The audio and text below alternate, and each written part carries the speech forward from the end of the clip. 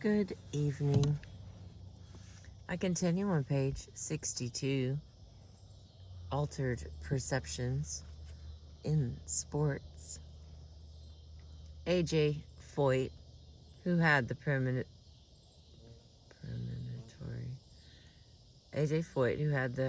premonitory experiences involving the 1967 Indianapolis 500 already described, also had a precognitive dream about that race.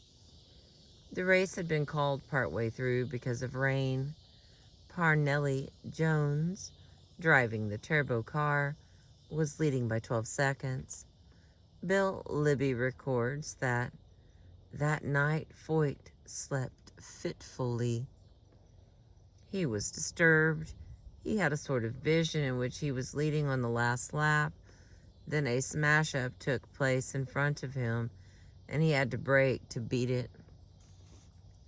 When the race resumed, Jones, in the turbo car, led all the way until the 197th lap, when the jet car lost its power with only 10 miles to go. I don't know why I said 9. Foyt drove on, well out in front with 2 laps left. Nothing, save an accident or mechanical failure, could keep him from winning. Libby says, he came through the next to last lap and into the last lap and around and into the last turn. All the while his mind was working hard, and he thought about an accident, and he slowed sharply. It was as though I had a premonition, he said later. I had dreamed about it, and then I came around the last corner, and there it was. If I hadn't already slowed down, there was no way I could have gotten through it. Thus, prepared by his vision or dream, Foyt edged through and won his 3rd Indianapolis 500. Sometimes relatives, coaches, or other persons close to athletes have precognitive experiences involving them. Miller John Walker says of his grandmother, sometimes it is almost as if we were one person. She's so psychic you wouldn't believe it. She doesn't talk in terms of me and you when we are communicating. We are jointly us to her. At the Montreal Olympics, after Walker had failed to win the 800 meters run, but a day before he was to win the 1500 meters, he received the following letter from his grandmother. Don't worry about the 800 meters. I see us on the victory dais later in the games. I hear the crowd cheering us. I see us running the lap of honor. We will triumph. We will win the 1500 meters gold medal. It's beautiful. The dragonflies are all hunting. Let's see if I got us enough light so you can see them.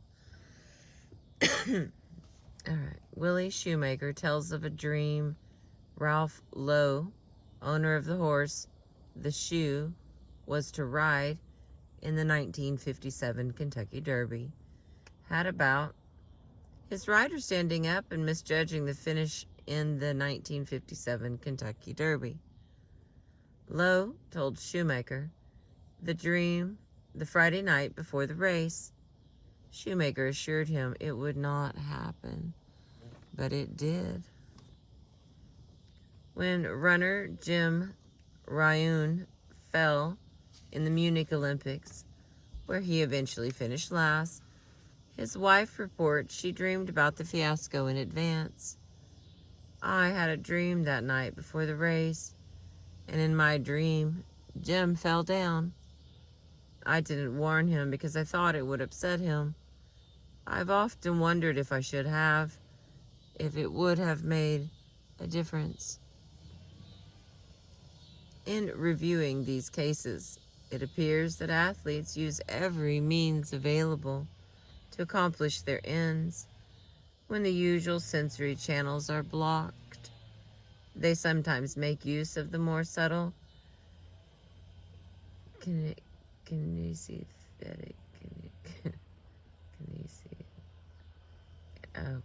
sense, or even at times of ESP. It is even possible that blockage of sensory abilities triggers PSI capacities. Bob Banner described a group that deliberately uses physical exercises, especially basketball skills, to develop psychic abilities. They have observed that in order to activate extra physical powers, they must first master physical skills. Then at key moments, something else occasionally takes over. This possibility has been proposed by a physicist interested in parapsychology, Joseph H. Rush. In a provocative monograph, Dr. Rush introduced the term PSI enhancement. I'm going to go with psi enhancement. For a complementary relationship between normal sensory motor functioning and the operation of some form of PSI. He suggests that PSI enhancement might be present in sport, providing that extra edge of precise muscular control in a fast game. Furthermore, he hypothesized that PSI enhancement tends to operate when the usual sensory motor skills are frustrated or blocked, which seems to be the case in some of the preceding examples. The fact that the athletes themselves use the term sixth sense, a synonym for ESP, leads credence to this possibility. All right, this next one, I'm going to try to give it to us, but the sun is going away. We just have a lot of color and some. Okay, page 64, out of body experiences.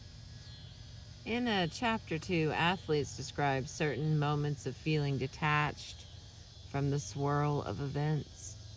Others reported moments in which they seemed to be floating or flying.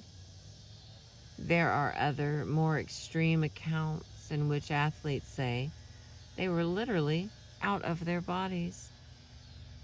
Parapsychologists have established that some people can both see events happening at a distance, as if they were actually there, and see their own bodies as if from a point outside themselves.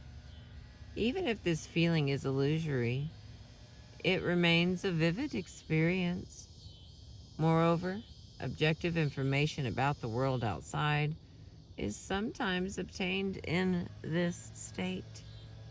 A rock climber doing a solo climb recalls that about 15 or 20 feet above the ground, I slipped and fell. Objectively, the height wasn't great, but I think that I was so frightened of the coming pain or death, and for a moment abandoned the idea of living. As I fell, I seemed to be about 5 or 10 feet out from the rock face, looking at my body falling, in contact with the face.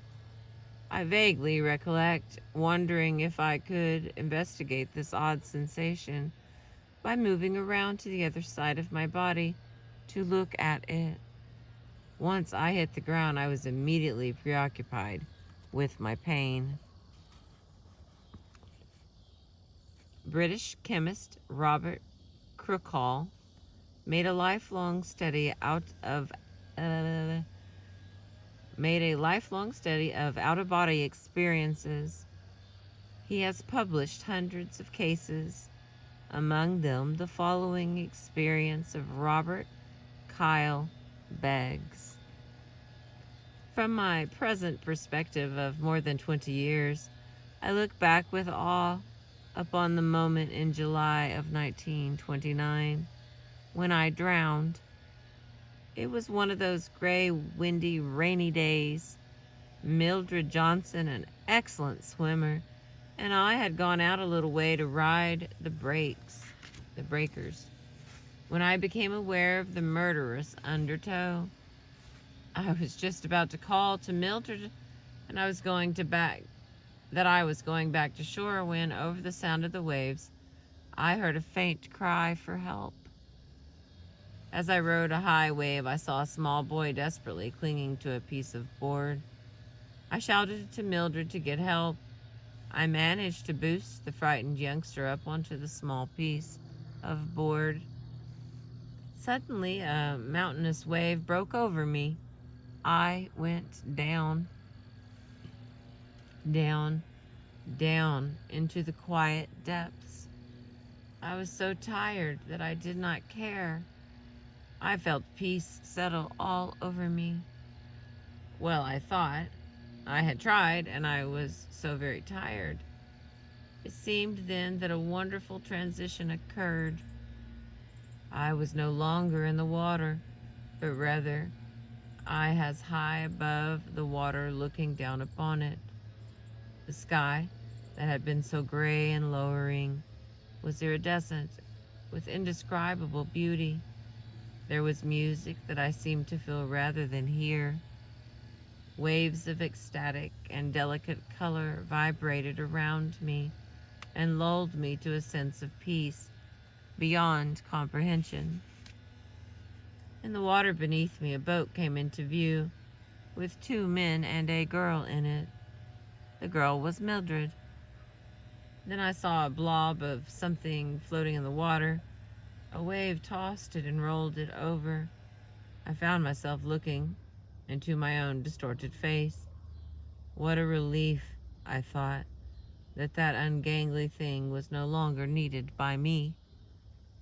The next thing I knew, it was dark and I was lying in the beach, cold and sick and sore. Men were working over me. I was told later that they worked over me for more than 2 hours. I was given credit for saving a youngster's life. In at least one instance, an athlete used this kind of unusual experience to his advantage. A well-known long-distance swimmer, who prefers to be anonymous, said that whenever his physical body is exhausted during a marathon competition, he relaxes it by floating overhead in his double while continuing to swim. When he re-enters his body, he feels refreshed and can go on for quite a while without fatigue. The man added that athletes in other sports also go out of body during competition, but they do not talk about it. Charles Lindbergh describes an experience he had which bears considerable resemblance to an out-of-body experience. For unmeasurable periods, I seemed divorced from my body. Excuse me. Yes, I can hear the blower. I thought it was sawing a tree, but it's just a blower. It has no idea I'm over here in the wild trying to read. Alrighty. For unmeasurable periods, I seemed divorced from my body, as though I were an awareness spreading out through space, over the earth and into the heavens, unhampered by time or substance, free from the gravitation that binds men to heavy human problems of the world. My body requires no attention. It's not hungry. It's neither warm nor cold. It's resigned to being left undisturbed. Why have I troubled to bring it here? I might better have left it back at Long Island or St. Louis.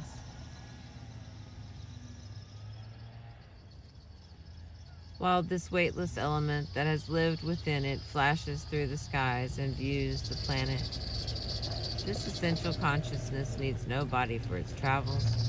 It needs no plane, no engine, no instrument. only the release from flesh, which the circumstances I've gone through make possible.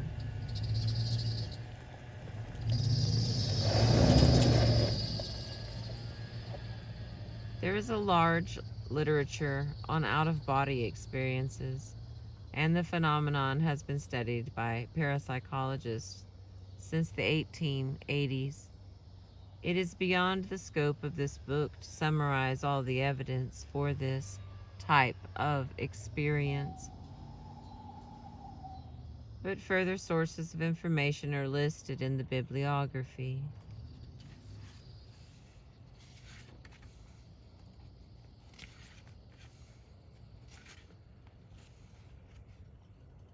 Alright, start just a little bit of this. It's not dark yet. Alright, page 66. Awareness of the other.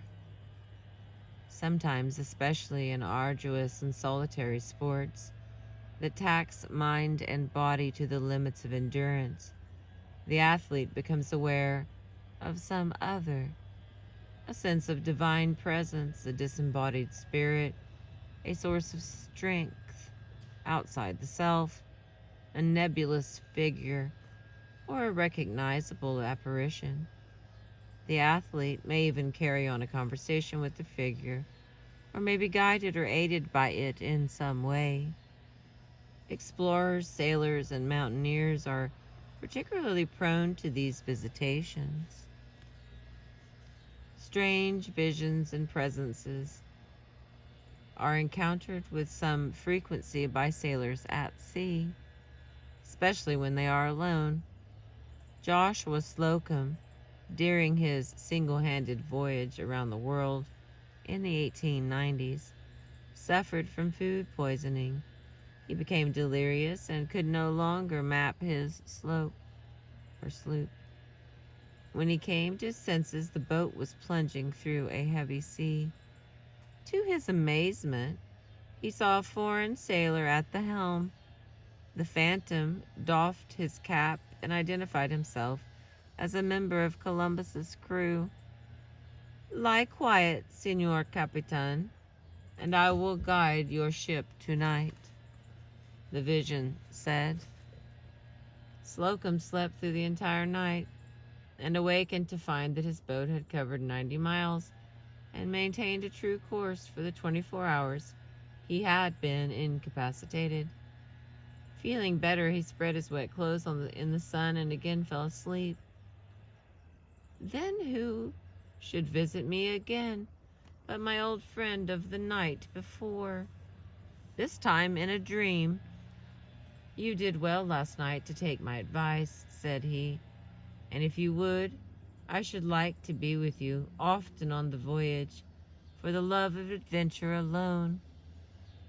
I awoke much refreshed and with the feeling that I had been in the presence of a friend and a seaman of vast experience. Charles Lindbergh, in his pioneer solo flight across the Atlantic in 1927, encountered some strange visitants.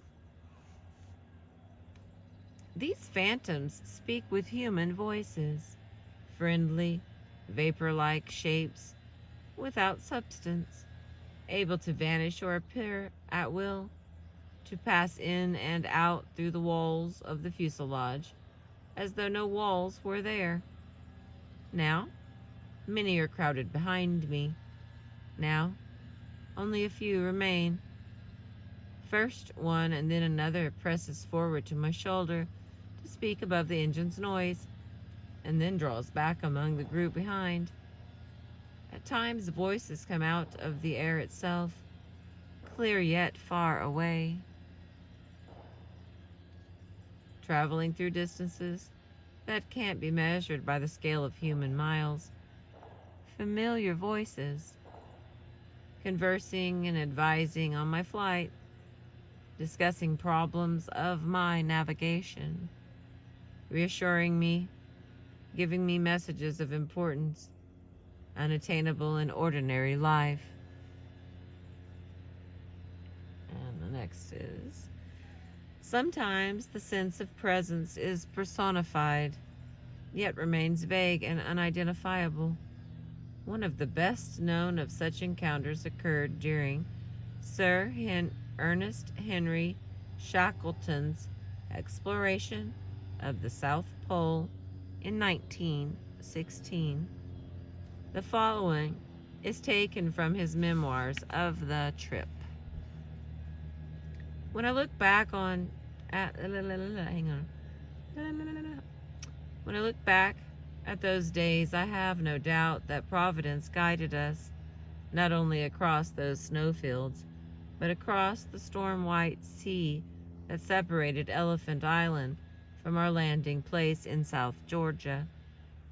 I know that during that long and racking march of 36 hours over the unnamed mountains and glaciers of South Georgia, it seemed to me often that we were 4, not 3. I said nothing to my companions on the point, but afterwards Worsley said to me, "Boss, I had a curious feeling on the march that there was another person with us." Crean confessed to the same idea. One feels the one feels the dearth of human words, the roughness of mortal speech, in trying to describe things intangible. But a record of our journeys would be incomplete without a reference to a subject very near to our hearts. And the next. Shackleton's impression was shared by F.A. Worsley, whose account of the expedition was as follows. While writing this 7 years after, almost, each step of that journey comes back clearly, and even now I again find myself counting our party, Shackleton, Crean, and I, and who was that other? Of course, there were only 3, but it is strange that in mentally reviewing the crossing, we should always think of a 4th, and then correct ourselves. Okay, let's see. I'm going to stop there because the next one goes into Frank Smithy. And while he was climbing Mount Everest in 1933, he had an experience. We made it to page 68. I've been reading to you The Psychic Side of Sports under Altered Perceptions. We've only got a few pages to go, but it's getting dark and really buggy. So, thank you for being with me. I appreciate you. Oh my God, there's just thousands of dragonflies. And the little bugs that they eat. I don't know if they're showing up for you, but they showed up for me. I appreciate you.